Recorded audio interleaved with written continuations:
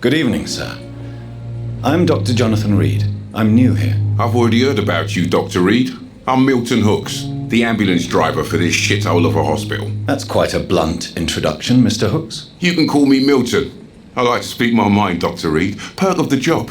Don't judge me, and I won't judge you. I'm not sure I understand what you're talking about. Well, I'm no doctor, but I'm pretty sure a gun can't be used as a surgical instrument. You have a keen eye. I learned to shoot during the war and have carried one ever since. Old habits die hard. No need to explain, Dr. Reid. And if you ever need a better gun, remember, I may have something for you.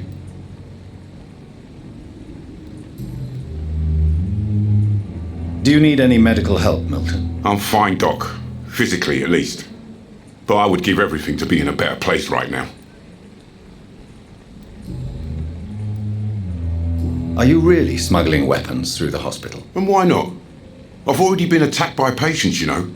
And by gang members willing to steal my money. But you're not defending yourself. You're selling guns to civilians. You keep people alive your own way, Doctor. I offer them another way to protect their health. How is the situation around here? You want to hear the situation is all right? It's fucking awful. We lack everything. And it's getting worse every day. So what do you do exactly in this hospital? Apart from smuggling guns, I mean. I've been an ambulance driver since... too long, I guess. I bring sick people here night and day. It's a dirty job, but I get it done. Most of the time.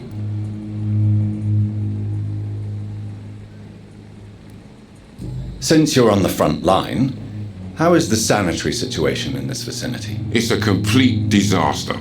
It's even getting dangerous to enter some streets or buildings. Even the locals attack you. It sounds like things have been a bit rough recently. What's happened? Yesterday I got attacked by the patient I was bringing here. I escaped through the hospital's garden, but I lost my wallet when I was running. You left an infected patient outside the hospital? That's incredibly dangerous. Go there yourself if you want, but be careful, Doctor. I'd rather not bring your dead body back.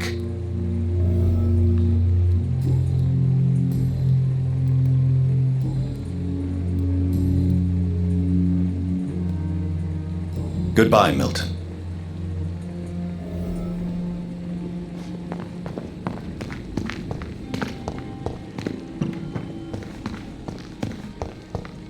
Dr. Swansea is right. This place seems perfect to conduct my research. Good evening, sir. Can I help you? Unless you're here to fix my face. No. I don't think you can help me. I'm Dr. Reid. I've recently taken the position of head surgeon here. War injuries, am I right? You guessed right, Doctor. German shell took my pretty little mug right off. But they still call me Thomas Elwood. How is your stay with us, Mr. Elwood? Oh, it's bliss. I just escaped death in the trenches to be surrounded again by the moans of the dying. Can I ask you precisely why you're a patient here? It's the pain, sir. The drugs don't work. It just hurts under the scars, if you get my drift. Who is treating you? Is someone in particular looking after your case? Nobody since the old and tired doctor spoke to me. Started to think I was forgotten about. Wouldn't blame you. You don't seem worried by that. My face hurts so much more when I smile or cry. I've learned it's easier not to speak. But be assured I'm smiling inside. Can I do anything for your pain? Nurses gave me a bunch of pills. No effect. Told you. It's like the flames are under my skin, burning away.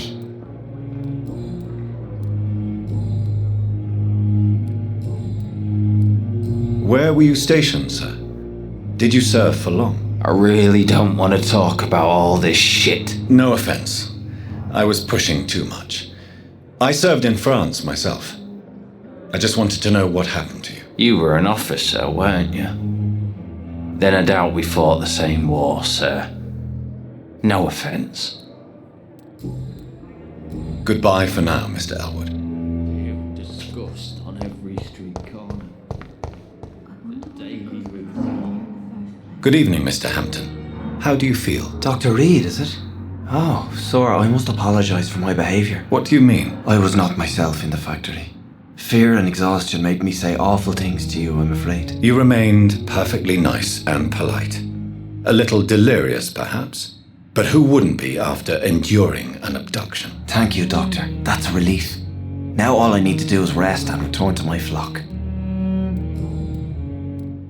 What is the general situation in the East End docks? The situation has always been tough, with a lot of tensions between the gangs and the Dockers' trade union. The wet boot boys are very nervous since they lost their leader. Has the gang been threatening you? Ah, no. I've had this nickname for so long, you know, the sad saint of the East End. No one dares to bug a saint, not even criminals. Who leads the gang now? Since Clay Cox went missing, it's his wife Edwina who runs the show, with the assistance of her minion, Booth Digby.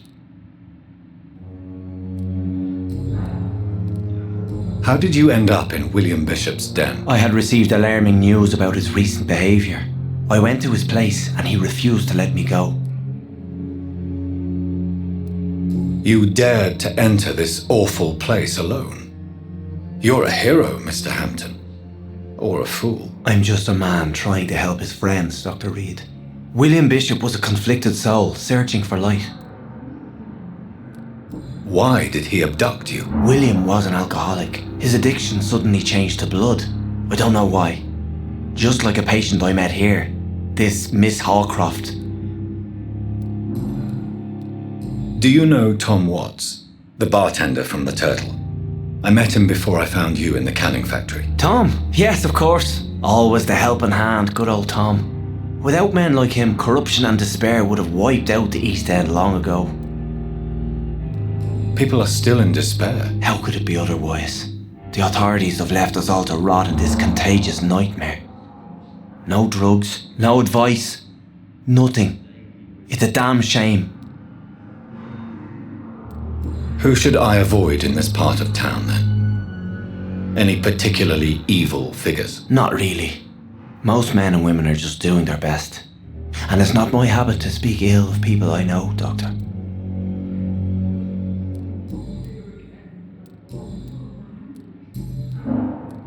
How do you feel, Mr. Hampton?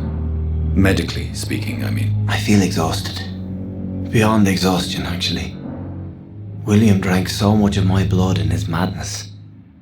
I feel empty. You're in good hands here.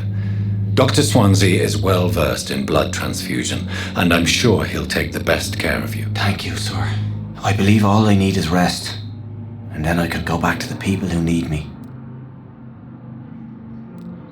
What do you do for a living, Mr. Hampton? I can't help but notice the cross around your neck. I manage a night asylum for the poor and homeless of the docks, and I try to guide the lost and hesitant on the right path to our Lord.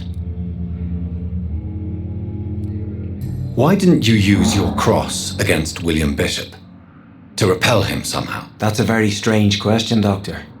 A cross is no magical token, if that's what you were trying to say. Not mine, anyway.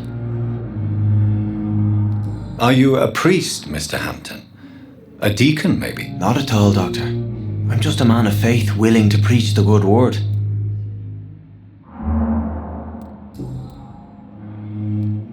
Have you made friends since you arrived? Not really, but I recognise Miss Harriet Jones. I knew her when she lived by the docks. That poor woman had such a miserable life. You never came to see her here at Pembroke? Receiving visits when sick can be an important part of the healing process, you know. We're not just bodies. You're preaching to the converted now, Doctor. To be truly honest, I thought she was dead. She left the docks many months ago.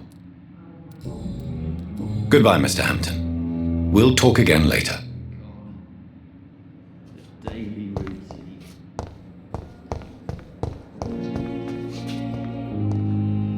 I wish I could be sick again. From my Good evening, nurse. Good evening, Doctor. I don't think we've been introduced yet. My name is Pippa Hawkins. And I'm Dr. Jonathan Reid. Dr. Swansea has recently offered me a position in this hospital. Well, it's a euphemism that your help will be appreciated, Doctor. How would you describe the situation at the Pembroke Hospital? It's serious. The flu is wreaking havoc amongst the staff and patients. We are running out of everything. Nurse Hawkins, the Spanish flu won't last forever. Even the Black Plague didn't kill everyone. I wish I could believe you. But what if this epidemic was worse? What if in the end, nobody was spared? You must get a hold of yourself, nurse. Sorry, I'm exhausted. No one has any idea when this epidemic will be over. How long have you been a nurse? Well, long enough to see that the epidemic is winning. And no matter how qualified you are, don't tell me you'll change that.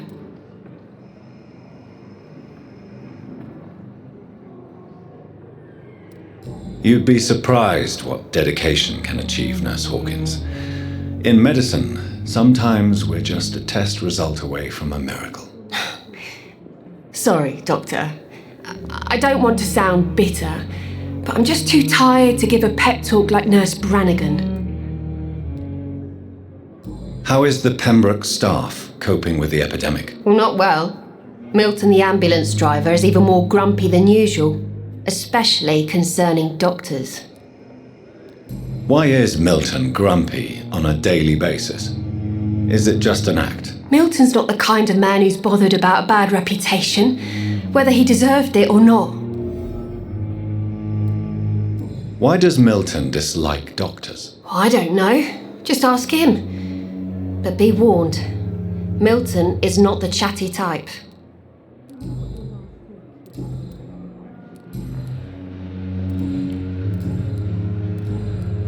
Goodbye, Nurse Hawkins. See you again. Good evening, miss. I'm Dr. Reid, the new surgeon at the Pembroke Hospital. And who are you? Your name has no meaning to me, mortal. You're nothing but dust blown by the winds of eternity. I beg your pardon? What are you begging for, mortal? My clemency? Well, tonight maybe I'm inclined to mercy. You'll never forget the night you met Thelma Howcroft. You keep calling me mortal. Why is that? And if I'm mortal, what are you? Well, Dr. Reid, if you must know, I'm a vampire. And why do you believe you're a vampire? I don't need to believe anything. It is what I am. It is what I feel within this hollow shell of flesh. Please, describe to me how you feel. What is it like to be a vampire? I can hear my body crumble from the inside as my flesh cracks and fades. I sense the last pulse of pustulant blood within my drying veins. I need new blood. I see. Have you ever heard of Cotard's syndrome, Miss Howcroft? Never. It's a mental illness discovered by a French neurologist named Jules Cotard. The affected patients are delusional. They believe that they are putrefying, that they are dead, a ghost or a ghoul, or in your case, a vampire. Delusional, you say? Oh, sad and petty mortal. You can't even begin to understand the concept of immortality. And you think it is I who am delusional. I'm assuming you must be a patient here. Am I right, Miss Howcroft? It's only a cover. To hide from my enemies. I can leave whenever I want.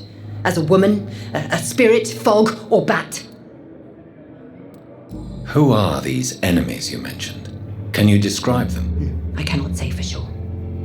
But I sense their eyes on me from nearby. I feel them watching me every time I visit the garden near the morgue. The staff here are not your enemy. They're here to help you, to care for you. I'm not speaking of the doctors in white. I'm speaking of the men and women who hunt me. For I am a vampire. I see. Don't worry. These people will not find you here. I'll personally make sure they leave you alone. Thank you, mortal, but do not interfere with them, for you are no match for those that hunt me. And why do you believe you're a vampire? I don't need to believe anything. It is what I am. It is what I feel within this hollow shell of flesh.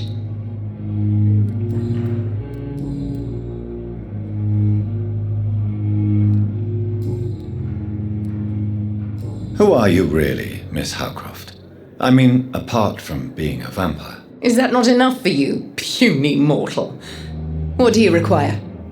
Proof of my powers? I'm curious to know who you were before becoming a vampire. It was such a long time ago, I don't remember. Centuries of unholy life can have strange effects on one's minds, you see? I'll leave you, Mistress of the Dark, to your nocturnal activities.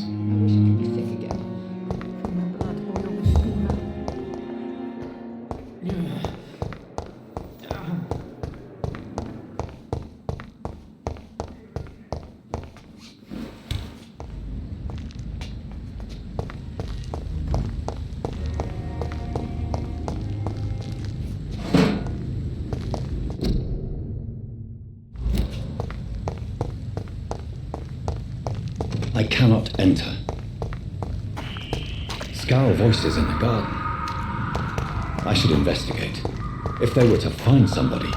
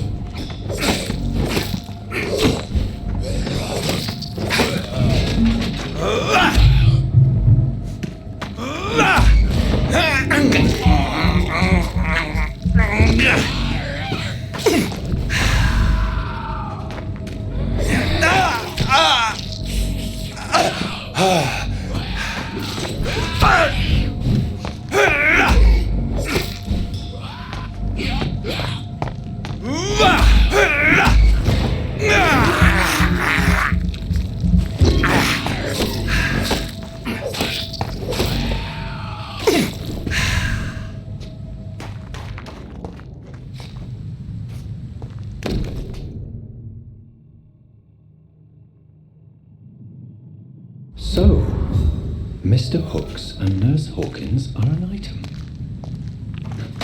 Those two have hidden their affections well.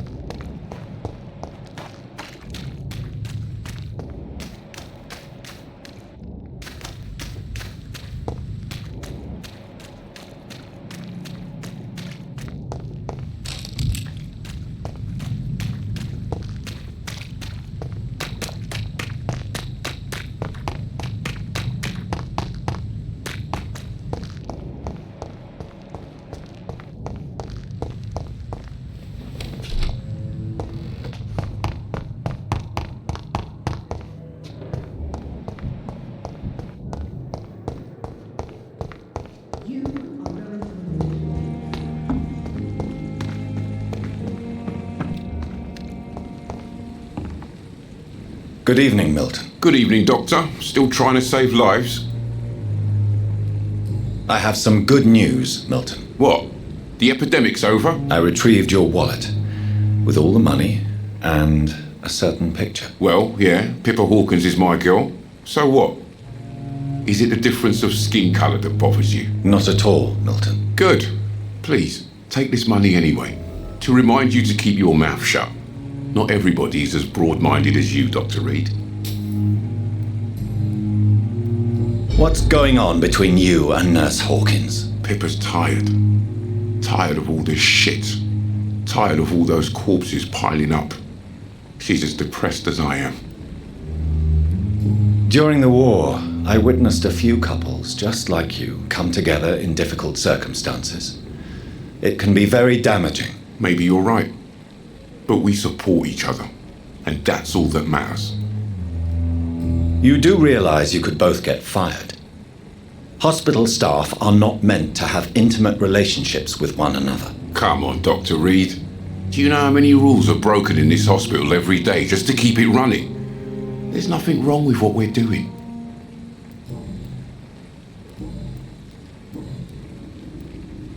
Why do you have such a mediocre reputation among your colleagues, Milton? Fuck them. Nobody knows the horrors I've seen since working here. This city was sick long before the epidemic, Dr. Reid. I know it's a difficult task, but correct me if I'm wrong. Is this not the job you are paid to do? I've seen babies left to die while their brothers were properly fed. Underage girls and boys sold to all manner of perverts. I'm sorry, I don't know what to say. Yeah, exactly. We lack words. So excuse me if I don't look on the bright side of life. Goodbye, Milton.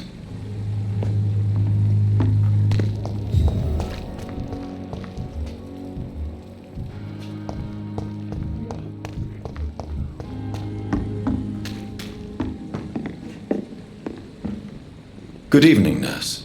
I'm Dr. Jonathan Reid, the new surgeon here at the Pembroke. Dr. Swansea has already told us about you, sir. I'm Nurse Gwyneth Brannigan. Welcome to the Pembroke Hospital. Did he really? It's a good thing I wasn't hoping to keep a low profile. All members of staff have already read about your new blood transfusion technique. Dr. Swansea made sure of that. I see. Well, I'm a little surprised, but I suppose I'll just have to deal with this unexpected notoriety. You must know, blood transfusions are Dr. Swansea's primary subject of research. He is convinced it is the future. How are things here? Not good, to say the least. We're struggling against an invisible enemy, more lethal than any bullet from a gun. It's hard, Doctor. An invisible enemy? Quite a poetic term for a disease, especially from a nurse. Sorry, Doctor. These last few weeks have been exhausting. We could all do with a good night's sleep. Do you think this hospital can survive the epidemic? We are all volunteers here, and we're trying to hold fast, but how do we beat an invisible killer? Some nurses have already resigned. I'm not familiar with all the staff yet. Perhaps you could help me. Brilliant professionals, most of them. Dr. Swansea has a gift for recruiting talent. Most of them? Is there a problem I should know about, nurse? It would be inappropriate for me to speak ill of a colleague. Is there anyone that stands out? Well, I have never met someone as dedicated as Dr. Tippett's. He should be a standard for us all here. If only he were younger. Why should his age be a problem? I guess it's fair to say he's always pushing himself to the limits. He just doesn't know when to stop and get some rest. Nurse Brannigan, if you do know something, please tell me. Anything you say will be held in confidence. No. I may disagree with some conduct, but in the end, everybody is doing their best.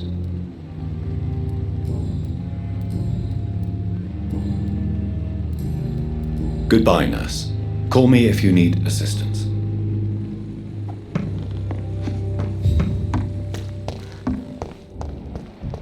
Another night. Surely I can endure. Good evening, sir. So it is true.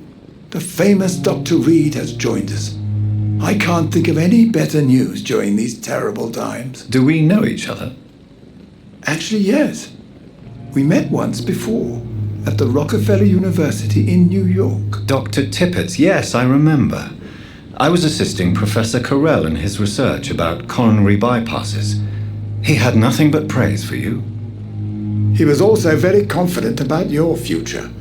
And look at you now. Eminent surgeon and blood transfusion specialist. What can you tell me about the staff in the hospital? Some are really good, and others are not so good. But during this troubled period, there is no time for slander. I prefer to focus on the positive character traits. Tell me more about cherished people, then. Nurse Brannigan is a pearl. She is the most helpful and dedicated nurse I've ever worked with. A clever and cheerful woman. You really seem to admire her skills. I'll go even further. If she was a man, she would be a damn fine practitioner. Any opinion about the management? I don't always agree with Dr. Swansea's reserve, but I must admit he does all he can to keep this facility running during this crisis. Ah, yes, the burden of command. I was fed up with this concept while serving as a medical officer. Don't get me wrong. Swansea's a good administrator. I just wish he would get out of his office now and again. What is the Pembroke Hospital situation? And please, speak freely. This hospital is not exactly the best of London. I'm sure you are used to working in a better environment. It's more than enough. In any case, the personnel of a hospital are much more important to me than the building. Don't be misled by appearances, Dr. Reid. This hospital does not lack talented people. It just lacks hope. You're exhausting yourself, Corcoran. Maybe you should think about preserving your strength. No, we must keep on healing all those poor souls. We are the last rampart before chaos. Once more unto the breach.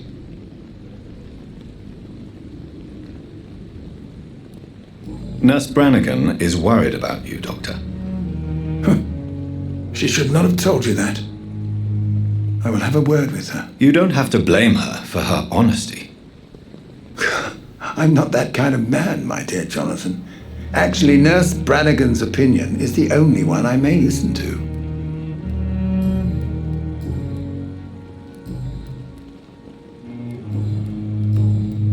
Goodbye, Dr. Tippets.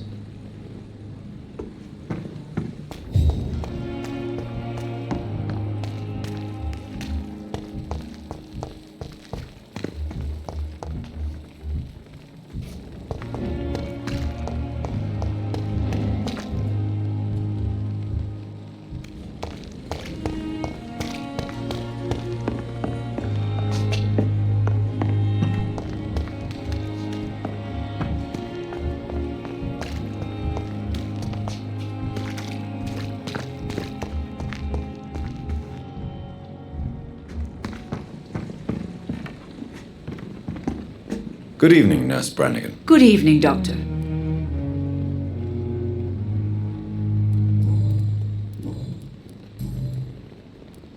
Why does Dr. Tippets claim you're the main reason he keeps working, despite his fatigue? If it wasn't for him, I probably would have left the Pembroke years ago. Dr. Tippets does not think of you as just a nurse anymore, does he? If you're suggesting he's not taking my gender into consideration when it comes to medical practice and knowledge, I really hope he doesn't.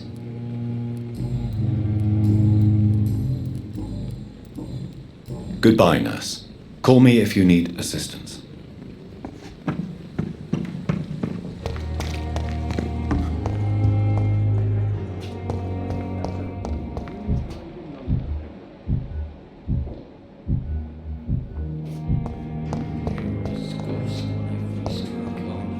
Good evening, Nurse Hawkins. Good evening, Dr. Reid. Pepper, I know you're very close to Milton Hooks. Yes? Milton Hooks is my man. If you want to report me for that, just feel free, Doctor. I have no intention of reporting you, Nurse Hawkins, but are you aware of the risks? The rules say I won't be allowed to work as a nurse anymore. But here at the Pembroke, we break rules all the time. Is he worth the risk? Hey, I'm no perfect woman, and Milton is not the finest bloke, but we do our best to get by. That's all any of us can hope for nowadays. Goodbye, Nurse Hawkins.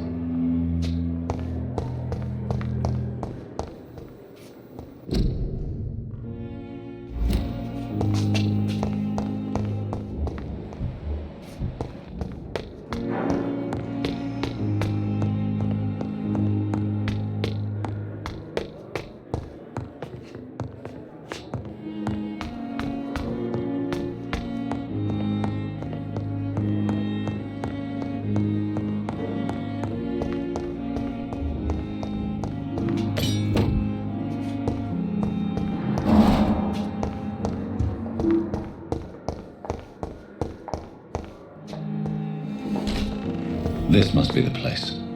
It's definitely away from prying eyes. Relegated to the shadows.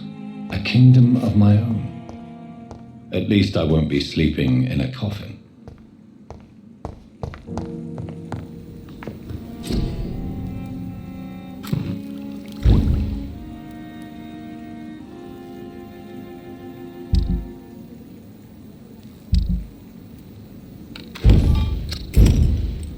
William Bishop's blood is much more unstable than human blood and shows extensive mutation. But this is not what happened to me. I must keep on searching. The sun is about to rise. I can feel it. I'll continue tomorrow night. I have so much time now.